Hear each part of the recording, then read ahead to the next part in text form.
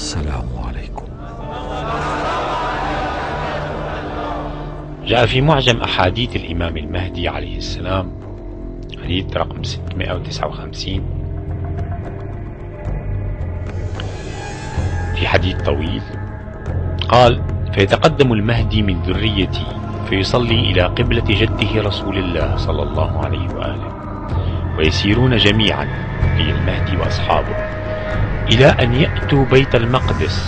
ثم ذكر الحرب بينه وبين الدجال، وذكر أنهم يقتلون عسكر الدجال من أوله إلى آخره. والدجال في هذا الحديث يملك عسكرا يقتلهم الإمام المهدي وأصحابه. في الحديث رقم 427 من نفس المصدر أي معجم أحاديث الإمام المهدي جاء ما يأتي: ليهبطن الدجال خوز وكرمان في 80,000.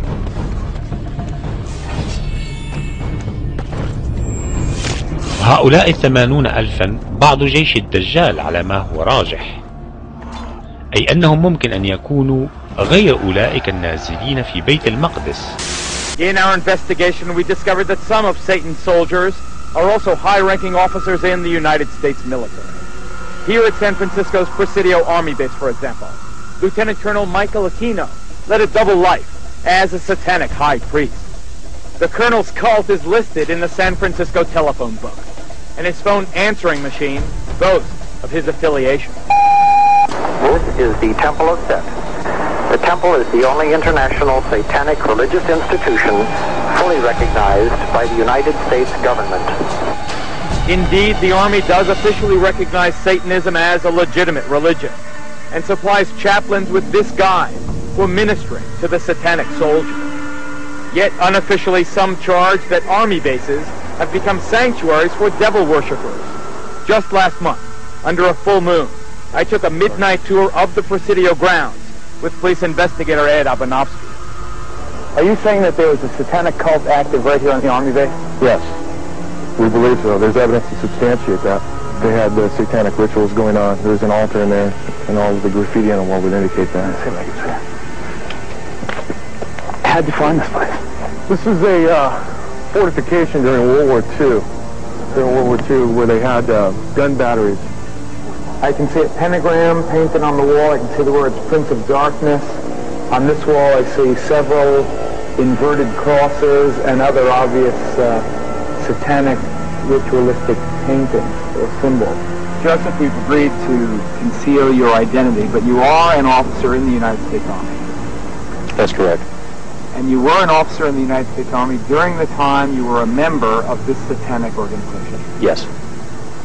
Did the authorities at the Presidio know that a satanic organization was active on their base during the time that you were a member?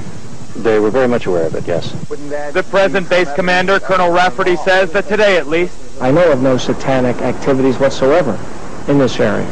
Satanism may be a constitutionally protected religion, but similar to another recent case at the United States Military Academy at West Point, here charges surface connecting ritual child abuse at the Presidio Daycare Center to the devil cult. It was here, parents and others allege, that as many as 60 young children were ritualistically abused by soldiers of Satan. What actually was done to the kids? Oral copulation, sodomy, defecation, they were urinated on.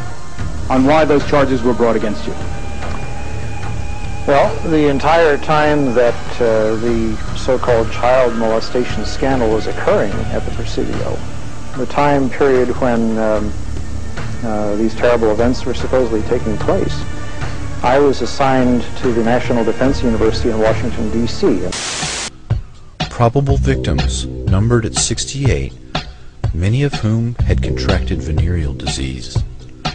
22 families filed $66 million in claims against the Army, claiming that criminal charges against Michael Aquino were dropped due to pressure from the Army.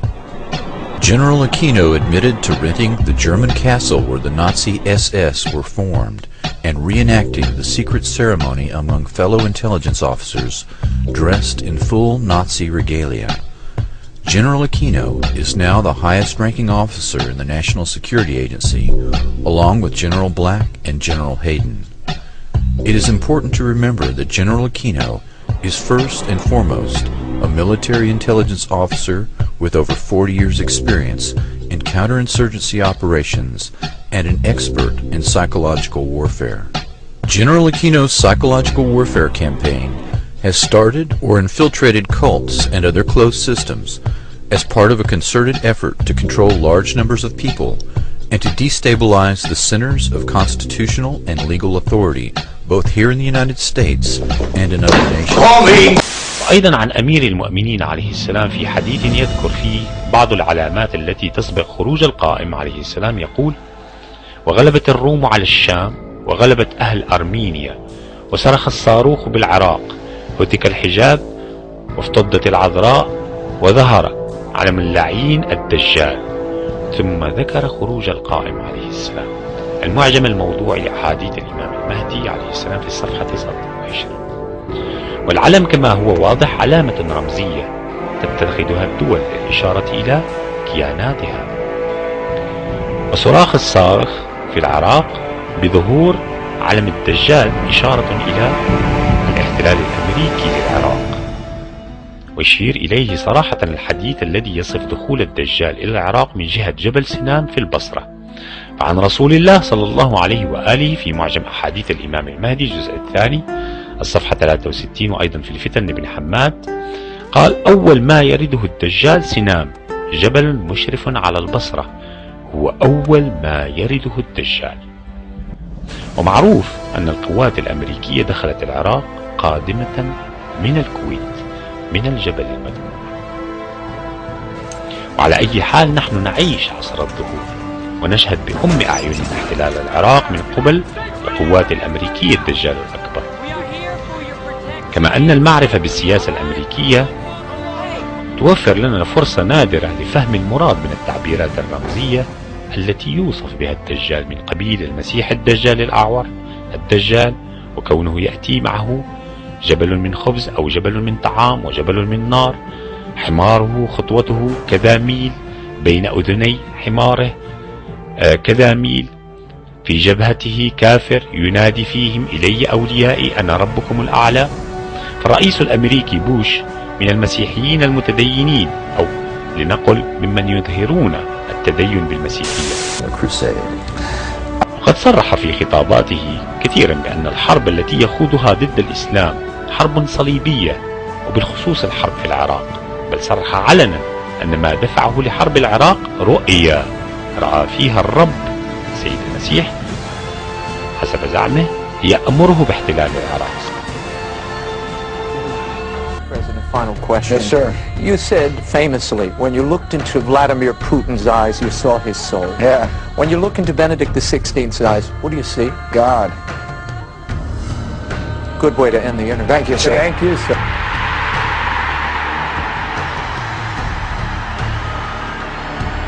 Bush said to all of us, I'm driven with a mission from God. God would tell me, George, go and end this fight, those terrorists in Afghanistan. And I did. And then God would tell me, George, go and end the tyranny in Iraq. And I did. And now again, I feel God's words coming to me. Go get the Palestinians, get the Israelis their security, and get peace in the Middle East. And by God, I'm going to do it.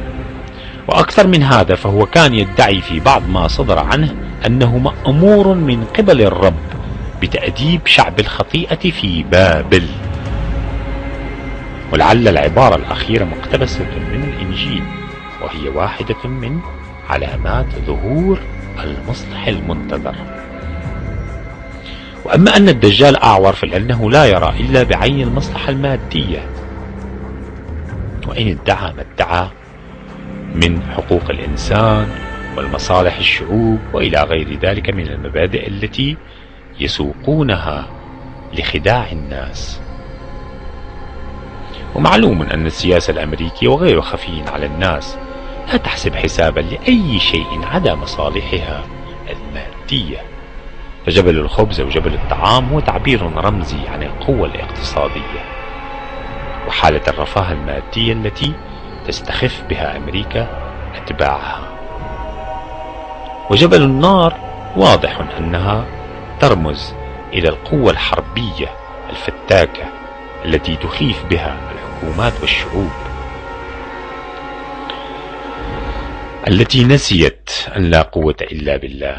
والحمار هو طائراتها أو باخراتها ووسائلها التي تسرع بها وتسارع بها لاضطهاد الشعوب، وكل من يقف أمامها يقول لها لا على سياستها ومبادئها. وأما الأذنين فهي ترمز ربما بكل وضوح أظن إلى المخابرات. This compartmentalization of memory was what the government was interested in, because they figured that if a person couldn't think to bring to mind abuse, they wouldn't be able to think to bring to mind government secrets, government perversions, or anything else they wanted compartmentalized in the brain. My experience as a mind control slave on a White House Pentagon level was extreme. Yes, I would, Ted. It's real scary for me, but I'd like to go on public record saying that my owner under mind control was Bob Hope, and that I was abused and used as a mind control sex slave by Ronald Reagan and a lot of different presidents, LBJ, Reagan, Ford, and I was programmed to have computerized mind files by Henry Kissinger, where I was used as an operative within the intelligence faction of the government, targeting people that he and Nelson Rockefeller had an agenda to bring in certain individuals into the fold, they called it, to work on behalf of the New World Order. And so they used me to manipulate and blackmail people in order to bring them in. سمو الروحاني. ايه سمو الروحاني ده؟ راح بيتعلم في الهند صلاح نصر الشذوذ الجنسي في بلد اسمها كاراجوا، انهم يسيطروا على الناس الرجاله والستات يتشبعوا جنسيا عشان خاطر يخدموا المخابرات. في المانيا قالوا له كده. عجبتهم الحكايه دي، عجبته الحكايه، طبقها على نفسه، ولا واحده من اللي هو عملها كنترول فادت المخابرات. طب يعني علاقته القويه ده كل ده قبل ما يتسجن. انا فاهم. هل بقى هل ممكن يكون ليه دور في قتل سعاد حسني؟ هو اتسجن ليه؟ هو اتسجن ليه؟ اتسجن عشان بيبيع البنات بتاعت مصر، بناتنا وشرفنا بره. سيطروا على سعاد حسني وبيدوهم فلوس. سيطروا عليها. ومين تاني من الممثلات؟ يعني انا مش عايز اقول لك، يعني معظم الممثلات، مش كلهم، معظمهم. أنا رئيس سابق مبارك. انا بستغرب ازاي يعينه يبقى وزير الاعلام وهو واخد سجن مسجون ومطرود من المخابرات. ده مش مخابرات. انا ما بتكلمش عن المخابرات. المخابرات كويسه جدا الحمد لله، لكن ده مش مخابرات. اترفد وطلع. ازاي يبقى وزير الاعلام ومسيطر على الصحافه؟ كل شويه يهددني بالقتل ويخلي الصحفيين يشتموني. ده بهدلوني بهدله ما عندكش فكره يا استاذ. ما عندكش فكره اللي اتعمل. ما كانش فيه